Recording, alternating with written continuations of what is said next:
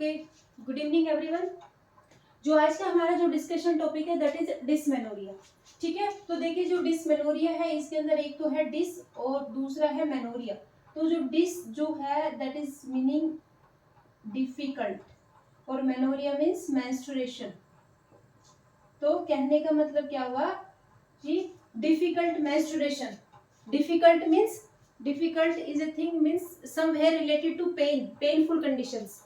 तो आप क्या बोल सकते हैं, डिफिकल्ट मेंस्ट्रुएशन और painful menstruation is called dysmenorrhoea. तो सेम चीज किस में जाएगी, डेफिनेशन में, that is painful menstruation is called dysmenorrhoea which is characterised by severe and frequent menstrual pain. मतलब जो पेन की जो इंटेंसिटी है और जो फ्रीक्वेंसी है वो बहुत ही ज्यादा इंटेंस इसमें रहती है डिसमेनोरिया के अंदर। ठीक है, जो नेक्स्ट है इसके टाइप्स। तो देखिए टाइप्स में इसके दो टाइप्स है, प्राइमरी डिसमेनोरिया और सेकेंडरी डिसमेनोरिया। तो जो प्राइमरी डिसमेनोरिया है इसी को ही क्या बोलते हैं, स्पैज्मोडिक डिसमेनोरिया। स्पैज्मोडिक मींस आप समझ पा रहे हो, स्पैज्म जो वर्ड है, क्रैम्पिंग और स्पैज्म, तो स्पैज्म जो वर्ड है that is somehow related to your muscles.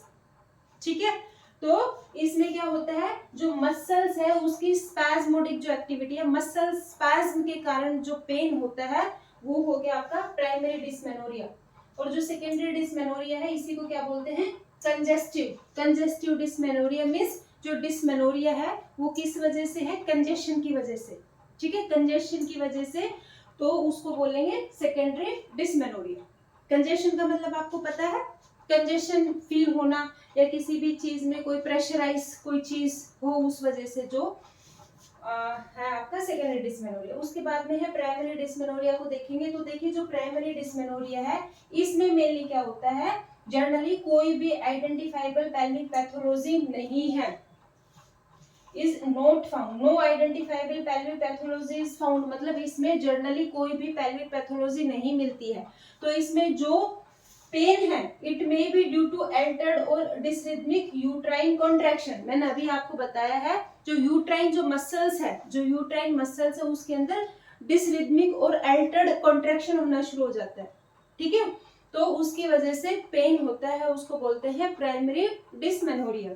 ठीक है, तो अब ये जो एल्टर्ड और जो डिसरिथमिक यूट्राइन कॉन्ट्रैक्शंस है इसके क्या क्या कारण है, क्यों होता है ऐसा, जो यूट्राइन जो कॉन्ट्रैक्शंस है, मायोमेट्रियल जो कॉन्ट्रैक्शंस है वो क्यों डिस्टर्ब हो जाता है।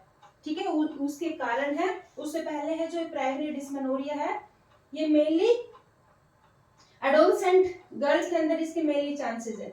तो इसमें एडोलसेंट एज क्या होती है, मेनली जो मेनार्के के बाद की जो एज होती है दैट इज 13 टू 19 ईयर्स।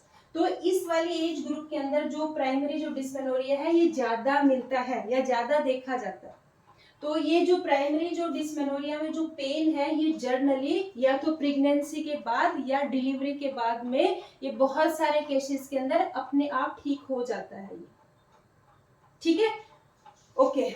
उसके बाद में है, फिर मैं कॉजेस पे आ रही हूँ। जो कॉजेस है उसके अंदर एक तो है साइकोसोमेटिक फैक्टर। तो साइकोसोमेटिक फैक्टर में जो सबसे जो मेन जो कारण है that is stress and anxiety.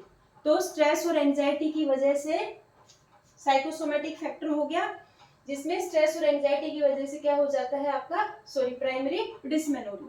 जो सेकंड जो है इसमें जो कारण है that is anatomical and functional aspect of uterus. Means जो यूट्रस है उसमें एनाटॉमिकल या फंक्शनल रूप में उसमें कोई प्रॉब्लम आ जाए। जैसे अगर एनाटॉमिकल की बात कर रहे हैं तो जैसे हाइपोप्लास्टिक यूट्रस। ठीक है, हाइपोप्लास्टिक यूट्रस, इसमें क्या होता है, जो यूट्रस है ये एनाटॉमिकल स्मॉल साइज रहता है। तो हाइपोप्लास्टिक यूट्रस की वजह से क्या हो जाता है, प्राइमरी डिसमेनोरिया। ठीक है, ओके। और इसी के अंदर ही एक और कारण है एनाटॉमिकल के अंदर ही, इसमें unequal development of Mullerian duct. जो ये मुलेरियर जो डक्ट है आपकी, इसमें ये अनइक्वल डेवलपमेंट होता है। तो ये क्या होती है, जो ये मुलेरियन डक्ट है ये एम्ब्रायोनिक जो लाइफ होती है फिटस का, और जो फीमेल जो फिटस है, तो ये एक स्ट्रक्चर होता है, एम्ब्रायोनिक स्ट्रक्चर होता है जिससे जो फीमेल है उसके रिप्रोडक्टिव पार्ट डेवलप होता है। तो अगर इस मुलेनियर डक्ट में अगर कुछ भी डिफेक्ट है, कुछ एनाटॉमिकल कुछ प्रॉब्लम है, तो उसकी वजह से क्या हो जाता है, प्राइमरी एमेनोरिया हो जाता है। जो थर्ड जो कारण है that is role of prostaglandins. तो प्रोस्टाग्लैंडिन्स क्या होता है, जो प्रोस्टाग्लैंडिन्स है कुछ नेचुरल केमिकल्स की तरह से कुछ सब्सटेंस होता है, या ये कह सकते हो हार्मोन लाइक स्ट्रक्चर्स होता है, जो अपना जो यूट्राइन जो है लाइनिंग है, ठीक, उसके अंदर ये बनता है, मतलब मेड उसके अंदर ये बनता है। तो इसमें कभी कभार क्या होता है, जो ये प्रोस्टाग्लैंडिन से ये बहुत ज्यादा अमाउंट में बनना शुरू हो जाता है।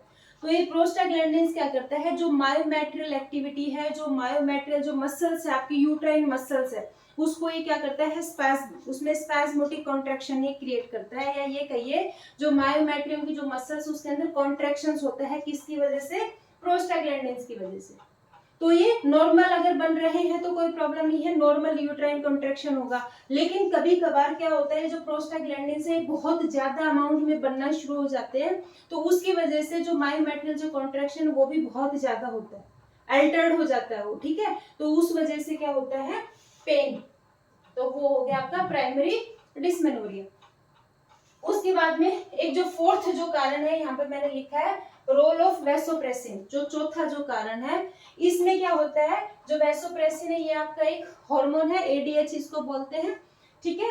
तो इस वैसोप्रेसिन की वजह से भी क्या होता है, जो प्रोस्टाग्लैंडिन्स है ये अधिक मात्रा में स्रावित होती है, अधिक मात्रा में इनका फॉर्मेशन होना शुरू होता है। तो वंस अगेन प्रोस्टाग्लैंडिन्स की वजह से फिर सेम ही पैथोलॉजी होती है जो यहाँ पर हो रही है। तो ये कुछ कारण है जिनकी वजह से जो प्राइमरी डिस्मेनोरिया है वो जर्नली होता है, या प्राइमरी डिस्मेनोरिया के पीछे ये जर्नली कारण होते हैं।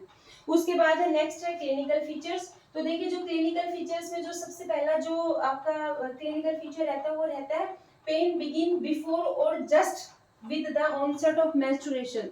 जो पेन है वो जस्ट या तो जब मेंस्ट्रुएशन जो स्टार्ट होता है उससे जस्ट पहले, या जस्ट उससे थोड़ा सा पहले, या जैसे ही ब्लीडिंग शुरू होती है वैसे ही पेन होता है, ठीक है। मतलब इसमें मेंस्ट्रुएशन से पहले 1-2 दिन 4 दिन पहले इसमें पेन नहीं होता है।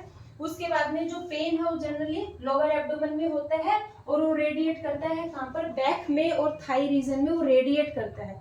जो थर्ड जो इसमें जो और क्लिनिकल फीचर्स इसमें क्या रहता है, सिस्टमिक डिस्कम्फर्ट रहता है, मीन्स पेन के साथ साथ इसमें और भी सिम्टम्स देखे जाते हैं, जैसे नोजिया है, वोमिटिंग है, हेडेक है, लूज मोशन है, फेंटिंग है, ये सभी सिम्टम्स इसमें एसोसिएटेड रहते हैं, ठीक है। उसके बाद में है मैनेजमेंट। मैनेजमेंट से पहले अगर डायग्नोस की बात करें, डायग्नोस, तो देखो डायग्नोस में इसमें जो सबसे जो मेन जो डायग्नोस है, जो हर डायग्नोस का जो सबसे जहां से स्टार्ट करना चाहिए that is the physical examination और हिस्ट्री, वो तो आपको करना ही है। उसके साथ के अंदर अकॉर्डिंग टू नीड आप यूएसजी करा सकते हैं, आप हिस्टेरोस्कोपी कर सकते हैं, ठीक है। और कोई फर्दर कुछ आपको एमआरआई की नीड हो वो आप उसमें कर सकते हैं अकॉर्डिंगली। उसके बाद में है मैनेजमेंट। तो मैनेजमेंट में देखिए जो सबसे पहला पॉइंट है दैट इज जर्नल मेजर्स। तो जर्नल मेजर्स में क्या करेंगे, यहाँ पर जो कारण था that is psychosomatic factor, means patient को बहुत ज्यादा क्या रहती है, स्ट्रेस और एंजाइटी है, तो उसको आपको साइकोथेरेपी मींस उसको मेंटली आपको थोड़ा सा समझाना है, वो पेशेंट को एश्योर करना है तो आपकी डिजीज के बारे में, तो वो एक बहुत ही इंपॉर्टेंट फैक्टर है। जो सेकंड जो इसमें आप ले सकते हैं, जो जनरल हेल्थ है वो इम्प्रूव करवाना है पेशेंट का, जनरल जो हेल्थ इंप्रूवमेंट्स के उसको टिप्स देने हैं आपको। उसके बाद में जो सेकंड जो पॉइंट्स है दैट इज मेडिकल ट्रीटमेंट। तो मेडिकल ट्रीटमेंट में मेनली आपको क्या करना है, पेशेंट को एंटी जो आपका प्रोस्टाग्लैंडिन्स है इनहिबिटर्स, प्रोस्टाग्लैंडिन्स इनहिबिटर देने हैं आपको, उसको प्रोस्टाग्लैंडिन्स इनहिबिटर्स एजेंट्स होते हैं वो पेशेंट को देने हैं, ताकि जो ये प्रोस्टाग्लैंडिन्स है ये जो अधिक मात्रा में बन रहे हैं वो रुक जाए, ठीक है, या अधिक मात्रा में ना बने। तो प्रोस्टाग्लैंडिन्स इनहिबिटर एजेंट्स देने हैं। दूसरा आपको देना है NSAID, non steroid anti inflammatory drug patient को देनी है। और जो थर्ड है दैट इज ओसीपीज, मतलब hormonal treatment that is oral contraceptive pills. तो ये है आपका मेडिकल ट्रीटमेंट में, ठीक है। जो सर्जिकल जो ट्रीटमेंट है, तो सर्जिकल ट्रीटमेंट में कुछ ऐसी कंडीशंस में जैसे मैंने बताया है एनाटॉमिकल कुछ डिफेक्ट हो यूट्रस के अंदर, तो उसके अंदर आप क्या करेंगे, सर्जिकल रिपेयर करेंगे उस जो एनाटॉमिकल डिफेक्ट है। तो ये है all about your primary dysmenorrhoea. उसके नेक्स्ट है आपका सेकेंडरी डिस्मेनोरिया। तो सेकेंडरी डिस्मेनोरिया में देखिए, इसी को सेकेंडरी डिस्मेनोरिया को मैंने बताया था, इसी को ही क्या बोलते हैं,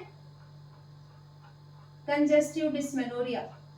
कंजेस्टिव डिस्मेनोरिया मींस मैंने पहले भी बताया आपको, जो डिस्मेनोरिया है मेनली कंजेशन की वजह से होता है। कंजेशन मींस जो पेल्विक जो ऑर्गन्स है या पेल्विक कंजेशन हो जाता है उसकी वजह से जो पेन होता है वो है आपका सेकेंडरी डिस्मेनोरिया। ठीक है, तो देखिए pain occurring during menstruation due to presence of some pelvic pathology.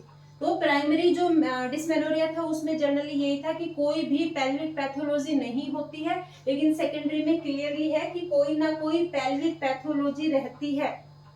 ठीक है, it may be due to disorder in uterus और आउटसाइड द यूट्रस मींस जो भी पैथोलॉजी है वो जनरली या तो यूट्रस में या यूट्रस के कोई बाहर में कोई उसमें ये रहती है, पैथोलॉजी रहती है, कोई डिसऑर्डर रहता है जिसकी वजह से सेकेंडरी डिस्मेनोरिया होता है।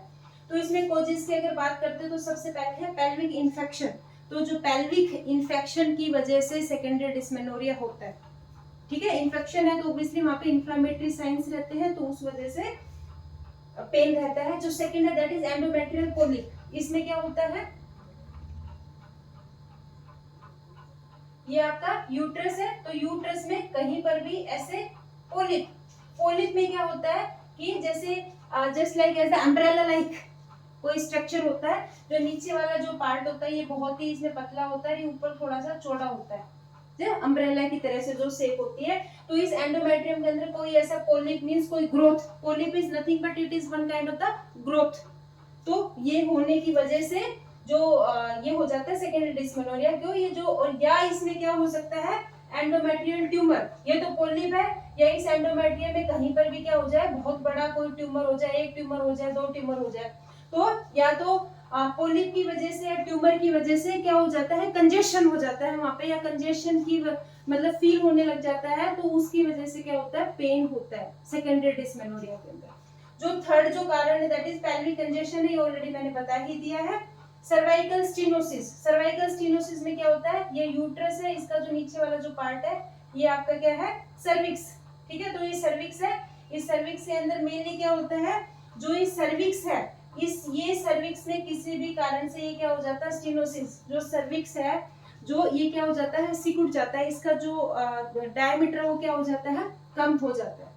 ठीक है, सर्विक्स का ये वाला। उसके बाद में है IUCD in utero, intra uterine contraceptive device. अगर कोई भी यूट्रस के अंदर कोई भी यूट्राइन कॉन्ट्रासेप्टिव डिवाइस अगर कुछ प्लेस या इंसर्ट करते हैं तो उसकी वजह से भी सेकेंडरी डिस्मेनोरिया हो जाता है। उसके बाद में है नेक्स्ट इंपॉर्टेंट जो एक टर्म है दैट इज एंडोमेट्रियोसिस और एडिनोमायोसिस। तो एंडोमेट्रियोसिस क्या होता है, तो देखिए एंडोमेट्रियोसिस में क्या होता है मेनली, ये यूट्रस है जो आपका, जो ये एंडोमेट्रियम है, तीन लेयर होती है, सबसे बाहर वाली पेरीमेट्रियम, फिर मायोमेट्रियम और फिर है एंडोमेट्रियम, तीन लेयर यूट्रस की होती है। तो ये जो एंडोमेट्रियम जो लेयर है, जो एंडोमेट्रियम लेयर है इसके कुछ टिश्यूज या क्या बोल सकते हैं जो एंडोमेट्रियल टिश्यू है वो इस एंडोमेट्रियम के अलावा कहीं दूसरी जगह पे क्या हो जाते हैं ग्रो कर जाते हैं, कहीं दूसरी जगह पे, दूसरी जगह मतलब फैलोपियन ट्यूब में ग्रो कर सकते हैं वो, या कुछ एब्डोमिनल वॉल में ग्रो कर सकते हैं। तो वो है आपका एंडोमेट्रियोसिस, मतलब एंडोमेट्रियल जो टिश्यू है वो एंडोमेट्रियम के बाहर भी समटाइम्स ग्रो कर जाते हैं। ओके, नेक्स्ट है एडिनोमायोसिस। एडिनोमायोसिस में क्या होता है मैंने बताया तीन लेयर है, पेरीमेट्रियम, मायोमेट्रियम और एंडोमेट्रियम। तो ये जो एंडोमेट्रियम है ये क्या करती है मायोमेट्रियम के अंदर ग्रोथ कर जाती है, means in growth of endometrium into myometrium. Clear है, मतलब जो एंडोमेट्रियम जो है ये मायोमेट्रियम की तरफ ग्रोथ कर जाती है या मायोमेट्रियम में ग्रोथ कर जाती है, तो इसको बोला है एडिनोमायोसिस। तो इन कारणों से क्या हो जाता है सेकेंडरी एमेनोरिया। क्लिनिकल फीचर्स इसमें क्या मिलेंगे, तो देखिए क्लिनिकल फीचर्स में सबसे पहले है डल पेन। प्राइमरी में क्या था स्पैस्मोडिक टाइप का पेन था, इसमें है डल पेन। और वो क्या था, बैक और फ्रंट पे रहता है विदाउट रेडिएटिंग। लेकिन जो प्राइमरी डिस्मेनोरिया था उसके अंदर जो पेन है स्पैज्मोटिक होता है, मतलब डल से अपोजिट होता है और रेडिएट करता है बैक रीजन की तरफ और थाई की तरफ, ठीक है।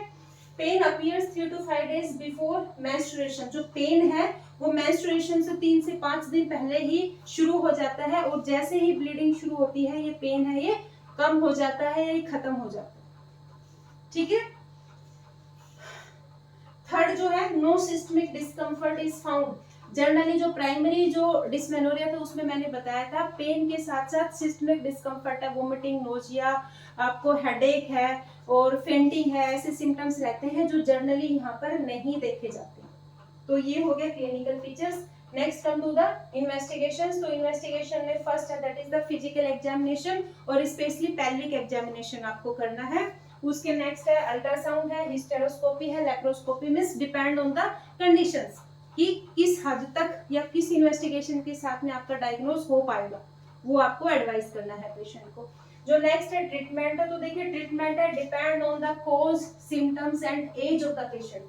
तो देखिए ये जो सिम्टम्स कॉजेज है इसके ऊपर आपका ट्रीटमेंट डिपेंड करता है, एज पर डिपेंड करता है पेशेंट की कि क्या क्या एज है पेशेंट की, किस एज ग्रुप की पेशेंट है, या सीवियरिटी मतलब जो सेकेंडरी एमेनोरिया है उसकी सीवियरिटी कितनी है, इन सब के ऊपर ट्रीटमेंट डिसाइड करता है, ठीक है। तो भाई पेल्विक इन्फेक्शन है तो कुछ आपको आपको इन्फेक्शन मतलब इन्फेक्शन के लिए कुछ आपको ट्रीटमेंट एंटीबायोटिक वगैरह का कोर्स कराना चाहिए, ठीक है। कुछ एंडोमेट्रियल पोलिप है या ट्यूमर है तो देखिए किस हद तक पेशेंट को प्रॉब्लम हो रही है, कितनी प्रॉब्लम हो रही है कि भाई पोलिप या जो ट्यूमर है उसको रिमूव करना है या नहीं करना, मीन सर्जिकल अप्रोच आपको उसमें करनी है। वो डिपेंड करता है कि किस कंडीशंस के अंदर किस आपको इंटेंसिटी की अभी फिलहाल डिस्मेनोरिया के सिम्टम्स आ रहे हैं, उसके ऊपर डिपेंड करता है आपका, ठीक है। ठीक है, सर्वाइकल स्टेनोसिस है, अगर मैंने बताया था जो सर्विक्स है अगर उसका नैरोइंग हो गया है तो वंस अगेन आपको सर्जिकल अप्रोच करना पड़ेगा, जो स्टेनोसिस हो गया है उसको वापस से आपको रिलीव करना पड़ेगा, ठीक है। आईयूसीडी की वजह से अगर हो रहा है बहुत ज्यादा प्रॉब्लम है तो आईयूसीडी को क्या कर देंगे, रिमूव करवा देंगे। तो मीन्स टोटली जो सिम्टम्स है ये डिपेंड करता है आपके सिम्टम्स पर, या सॉरी जो ट्रीटमेंट है ये आपके पॉजिटिव फैक्टर पे, एज पे डिपेंड करता है, उसी के अकॉर्डिंगली आपको जो ट्रीटमेंट है वो लेना है, ठीक है।